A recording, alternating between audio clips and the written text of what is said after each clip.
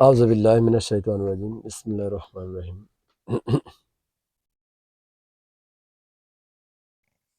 রাব্বি জিদনি ইলমা। রাব্বি ইশরাহ লি সাদরি ওয়া ইয়াসসির লি আমরি ওয়াহলুল উকদাতাম মিন লিসানি ইয়াফকাহু কওলি।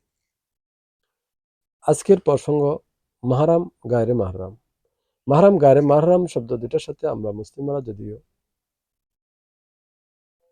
পরিচিতি, এটা অনেকে জানে বা চেনা জানা শব্দ মনে হয়, কিন্তু আসলে প্রকৃত অর্থে অধিকাংশ মানুষ গাফেল। কেউ জানিও জানে না, আর কেউ জানলেও জানার চেষ্টা করে না, আবার কেউ না জানিয়েও জানার আগ্রহ প্রকাশ করে না। এবং প্রশ্ন হতে পারে, জানিও জানার চেষ্টা করে না, সেটা কোনটা? কারণ মানুষ জানার মধ্যেও কোনো কোনো ক্ষেত্রে ভুল থাকে। এই জন্য আমরা যতই জানি না কেন, আমাদেরকে অনেক কিছু রিভাইজ দিতে হয়, অনেক কিছু জানতে হয়, বারবার জানতে হয়, তাহলে আমরা আসল জানাটাকে আরো ডেভেলপ হয়।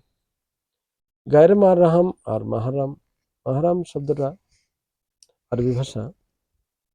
মাহরাম বলতে বোঝায় ইসলামী শরীয়ত সম্মত হিসেবে মাহরাম শব্দটা হচ্ছে যাদের সাথে, পুরুষ এবং মহিলা যাদের সাথে বিবাহ বন্ধন হারাম, তাকে মাহরাম বলে। আর যাদের সাথে বিবাহ বন্ধন হারাম নয়, তাদেরকে গায়রে মাহরাম বলে।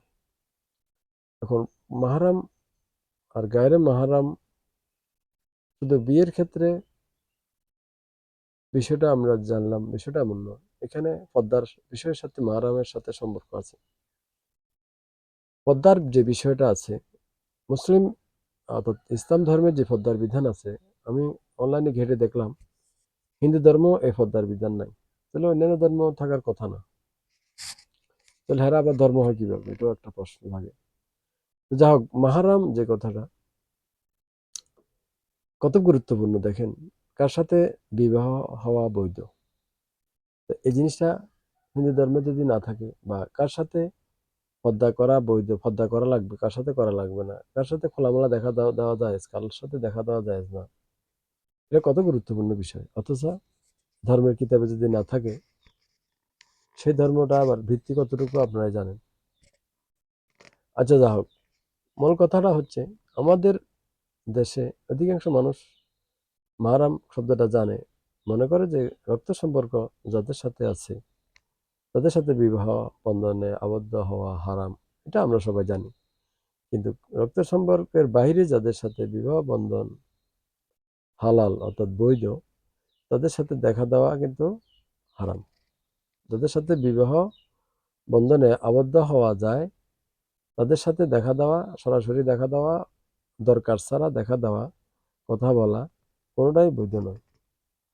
কিন্তু হ্যাঁ, দরকার বশত যদি কোনো কথা বলতে হয়, সেটা পর্দার ভিতরে থেকে বলতে হবে, পর্দার ভিতরে থাকি বলতে হবে। আর যদি সেটা যদি বিবাহ বন্ধনে যদি হারাম হয়, তাহলে পর্দার বিধান লাগে না। যেমন পিতা বাপের কাছে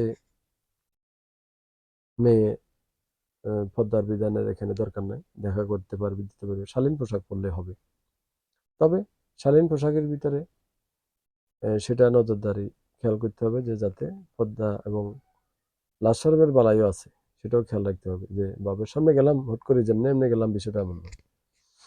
হ্যাঁ, পর্দা আছে। তবে কঠোর পর্দা হলো যাদের সাথে বিবাহ বন্ধনে আবদ্ধ হওয়া যায়, তাদের সামনে কঠোর পর্দা করতে হবে। অর্থাৎ দেখা দেওয়াই নাজায়েজ, কথা বলাও নাজায়েজ। কতটুকু দেখা দিবে না দিবে, সেটা একটা মধ্যম পথ আছে হয়তো। যদি আপনি মনে করেন যে একটা মহিলা বোরকা পরবে, তার চক্ষু খোলা রাখবে, অথবা যতটুকু মনে করে এতটুকু রাখলো, সেটা আর কি। তো এখন কথাটা হচ্ছে, আমি কথাটা আজকে পর্দার বিধানের কথা এই জন্য বলছি, আমাদের দেশে অনেক মহিলা আছে যারা কোনো মানুষ মারা গেলে, আর যাদের সাথে দেখা দেওয়া হারাম, সেটা মৃত্যুর পরেও হারাম। যাদের সাথে দেখা দেওয়া হালাল, এটা মৃত্যুর আগেও হালাল। এই বিষয়টাও অনেকে জানে না, আবার জানলেও মানে না। যেমন ধরেন আজকে একটা খবর পাইলাম যে অর্থাৎ বউয়ের বোন আর কি, বউয়ের বোন কি হয়তো শালি হয় বা জাসুস বড় হলে হয়, তো ওরা এক বোনে আরেক বোনকে মানে ইয়ে করতেছে, যে ডাকতেছে যে এক জায়গায় যাবি নিয়ে, এক বোনে আরেক বোনকে বলতেছে যে আমরা অমুক জায়গায় যাবো। তো সেখানে কেন যাব? ওখানে বউয়ের খালাতো বোন, খালাতো ভাইয়ের স্বাস্থ্য ভাই মারা গেছে, সেখানে দেখতে যাবে এই বোন, আরেক বোনকে দাওয়াত দিতে আছে। এখন ওই ফোনটা আবার আমার হাতে আসলো। তখন আমি বললাম, এটা কি হলো? শরীয়ত সম্মত কথা হলো?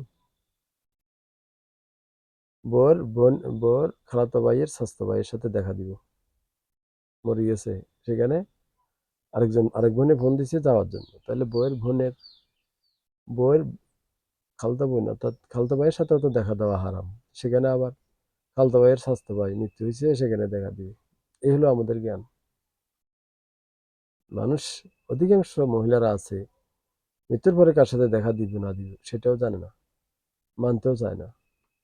আবার অনেক সময় দেখা যায় তারা স্বামীর কথা না শুনেও জায়গা, না স্বামীকে না জিজ্ঞাসা করিও জায়গা, এক জায়গা থেকে আরেক জায়গায় এরকম মৃত্যু খবর ফাইলে বনে বনে শেয়ার করে, মায়ের সাথে শেয়ার করে, জালে জালে কুপরামর্শ কুবুদ্ধি দিয়ে জায়গা, কিন্তু কোথায় গেলে আমার শরীয়ত লঙ্ঘন হবে না সেটা জানে না, জানার চেষ্টা করে না। কার সাথে দেখা দেওয়া যাবে না যাবে এবং এগুলো হদ্দা মেনটেন করা লাগবে কিনা এটা জানে না, জানলেও মানে না।